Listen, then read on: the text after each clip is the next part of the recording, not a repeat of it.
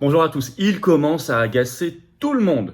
Qui ça? Zelensky, le président ukrainien.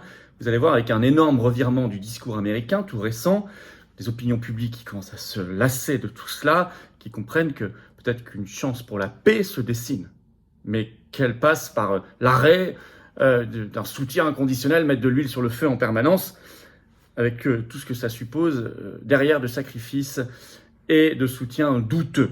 Je vais vous expliquer tout cela avec évidemment en perspective cette élection intermédiaire américaine du 8 novembre, c'est imminent, qui va rebattre les cartes très probablement. C'est l'objet de cette vidéo, Zelensky lâché par tous. Allez voir mes vidéos précédentes ces derniers mois, il y a une continuité, une cohérence, notamment la dernière où j'avais parlé du fait que dans le monde entier déjà, il était lâché par de plus en plus de pays. Mais là, même dans son camp, entre guillemets, eh bien, ça commence à se fissurer de toutes parts. Abonnez-vous à cette chaîne YouTube, c'est important. Le petit bouton s'abonner en dessous, cliquez dessus, c'est gratuit. Appuyez sur la petite cloche à côté, vous recevrez une notification des futures vidéos et des futurs directs sur cette chaîne. C'est très important de s'abonner, je crois que vous l'avez compris, parce que plus vous êtes abonné, plus les algorithmes de YouTube détectent qu'il faut mettre en avant ces vidéos et les faire connaître de gens qui ne nous connaissent pas encore. Ça, c'est super important. C'est très profitable pour nos idées, pour permettre à des gens qui dorment encore d'être transformés en résistants et en combattants, bien évidemment. Merci à ceux qui se sont abonnés récemment à cette chaîne et à ceux qui vont le faire dans les secondes qui viennent. Je vous attends, patriotes. Je vous le dis de manière très solennelle, notre mouvement n'a aucune aide publique, n'a que des bâtons dans les roues, invisibilisation, propagande, diabolisation, tout ce que vous voulez. Or, il se bat, je crois, avec des dizaines de milliers de personnes de courage, des référents, des militants, des adhérents. Vous-même, vous êtes peut-être adhérent, pensez à réadhérer. La réadhésion n'est pas automatique. C'est au bout d'un an, ça arrive à échéance si vous avez adhéré, par exemple, en 2021 ou avant. Vous pouvez être un nouvel adhérent également. Et je vous y encourage pour défendre la liberté, la paix, la souveraineté de notre pays, de notre peuple, la dignité humaine, le patriotisme, la beauté de ce monde, la dignité, nous-mêmes et les générations qui viennent. Je vous le dis très clairement, il faut que nous soyons le plus nombreux possible quand on est dans un combat anti-oligarchique. On doit être très nombreux et chacun apporte son expérience. Et quand vous devenez adhérent ou réadhérent, vous êtes mis en contact concrètement avec des gens près de chez vous dans votre département, que ce soit métropole, outre-mer ou à l'étranger. Vous avez accès à des conférences qui sont réservées aux adhérents. Bref. Je vous attends. Le lien pour adhérer ou réadhérer, c'est le premier lien sous la vidéo en description. Il est également en commentaire épinglé dans les dernières secondes de cette vidéo en cliquant directement sur l'écran. Sous la vidéo en description, il y a un deuxième lien, c'est pour faire un don de soutien aux patriotes. Je vous assure que c'est vital. On va faire un grand événement le samedi 19 novembre, vous l'avez déjà noté à Paris, rendez-vous 14h, Palais Royal, on y reviendra. Ça coûte une fortune tout ce qu'on fait. On n'a pas un centime de financement public ni d'aide bancaire, je vous l'ai dit. Et c'est de plus en plus cher avec l'inflation. D'ailleurs, on a mis des avantages pour les dons supérieurs à 500 €. Tout est expliqué sur le site internet des Patriotes. Mais dans tous les cas, quel que soit le montant, c'est utile et c'est défiscalisé aux 2/3, comme l'adhésion et la réadhésion. Donc un énorme bravo aux donateurs et aux réadhérents. Bienvenue aux nouveaux adhérents patriotes. Alors, Zelensky, il agace tout le monde. Est-ce que c'est un chemin de paix ce qui est en train de se dessiner? Il semble être lâché. Je vous l'ai dit, c'est en grande cohérence avec l'analyse que nous faisons depuis des mois. Allez voir mes précédentes vidéos sur cette chaîne si vous ne les avez pas vues. Alors, un énorme boom, je dirais, dans le discours américain, quelque chose qui fait beaucoup de bruit, c'est l'information sortie par le Washington Post ce 5 novembre et reprise par toutes les agences de presse et même dans la presse mondiale. Des informations qui viennent de, je cite, sources proches du gouvernement américain lors d'une réunion privée tout récemment. Les États-Unis ont exhorté l'Ukraine de Zelensky, je cite le Washington Post, à se montrer disposé à négocier avec la Russie. Ça, c'est un changement total de discours. Je cite toujours, l'Ukraine ne devrait plus refuser ouvertement les pourparlers de paix tant que le président russe Vladimir Poutine est au pouvoir, selon les États-Unis. Ce qui était le cas jusqu'ici. Un responsable américain anonyme déclare au Washington Post ceci, je cite, « La fatigue de certains alliés envers l'Ukraine est une réalité. » Et il ajoute, « Le fait que le président ukrainien Volodymyr Zelensky refuse systématiquement toute négociation suscite une inquiétude croissante dans les pays où la guerre a un impact majeur sur les prix des denrées alimentaires et du carburant. » Ça, c'est ma vidéo d'hier sur les denrées alimentaires et le carburant, si vous n'avez pas vu, l'énergie en général. Eh bien ça, je peux vous dire que c'est un changement de pied complet. Alors, il faut rester vigilant. Il faut regarder la réalité derrière tout cela. Il faut attendre le résultat des élections intermédiaires américaines du 8 novembre. Nous le savons, on y reviendra largement. Enfin, écoutez, mesurez tout cela. Et c'est justement au même moment que sort une anecdote qui date pourtant du mois de juin, mais ça fuite maintenant et ça n'est pas innocent, ça fuite par la chaîne américaine NBC ce 1er novembre. On apprend qu'un coup de fil entre Zelensky et Joe Biden s'est mal passé en juin dernier. C'est assez ancien, enfin il y a quelques mois, mais c'est significatif de le faire sortir maintenant. Ça prouve bien qu'il y a un changement de discours en cours. Je vous cite quand même ce qui s'est passé.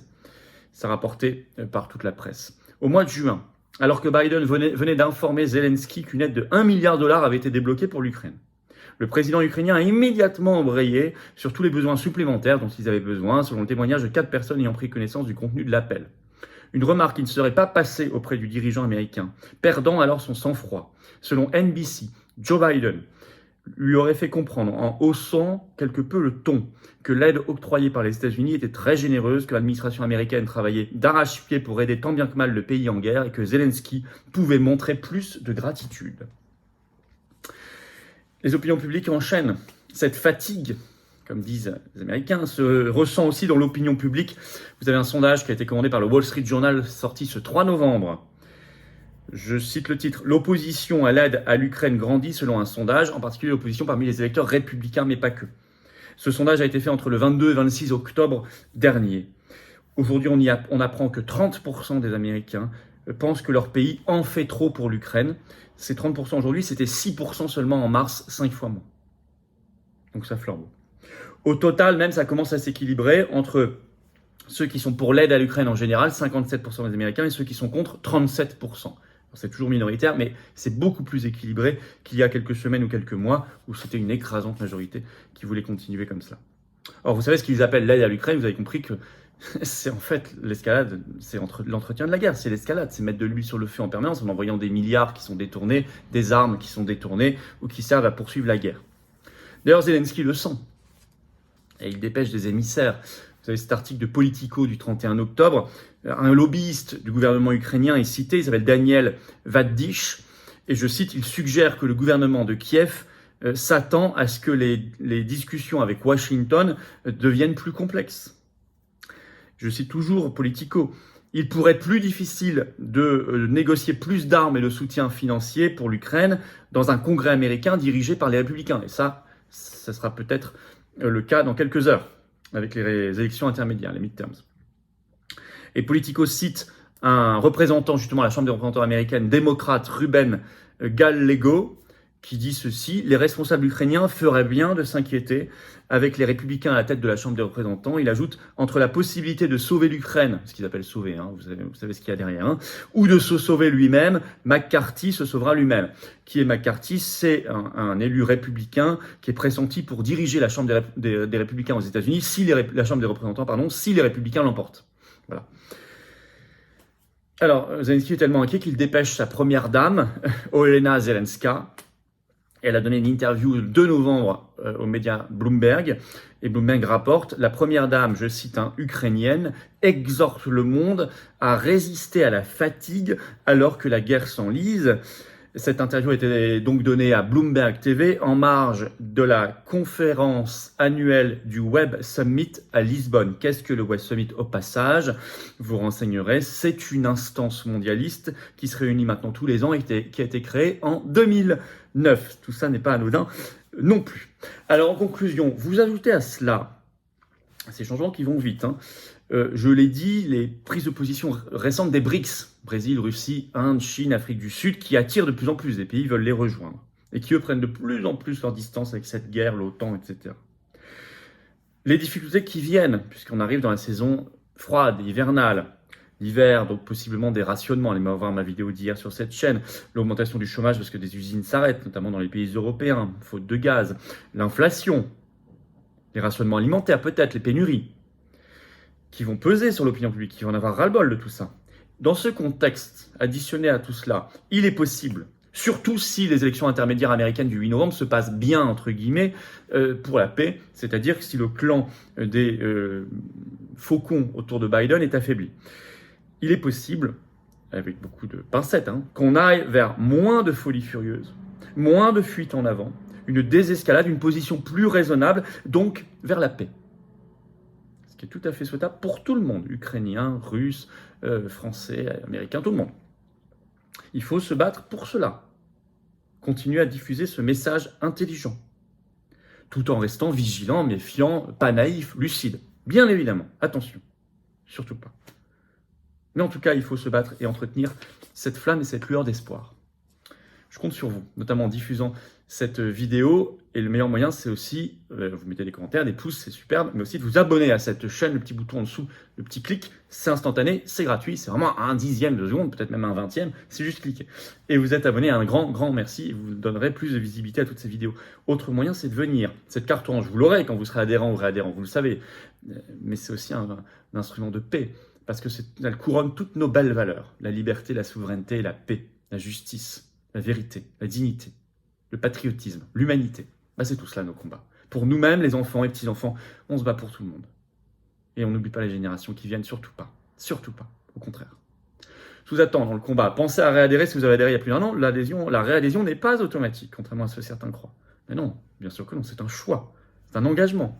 Chacun selon ce qu'il a envie, selon son cœur, ses convictions. En tout cas, vous serez mis en relation avec des gens qui pensent comme vous en étant adhérents ou réadhérents des Patriotes. Le lien pour le faire, c'est le même, adhérer ou réadhérer. C'est le premier sous la vidéo dans la description. Il est également en commentaire épinglé. Dans quelques secondes, en cliquant sur votre écran, il y a une possibilité de le faire. Sous la vidéo en description, il y a un deuxième lien. C'est pour faire un don, cette fois, de soutien aux Patriotes. Vital, vraiment, parce qu'on finance des choses, on fait des choses. Certains ont beaucoup de financement public, c'est pas notre cas cette année, rien, pas un centime, mais ils font rien. Nous, on n'a pas, mais on fait beaucoup et ça coûte cher. Donc bravo aux donateurs, aux réadhérents, bienvenue aux nouveaux adhérents patriotes. Tout cela est défiscalisé aux 2 tiers pour vous, aux 2 tiers. Allez, vive la France!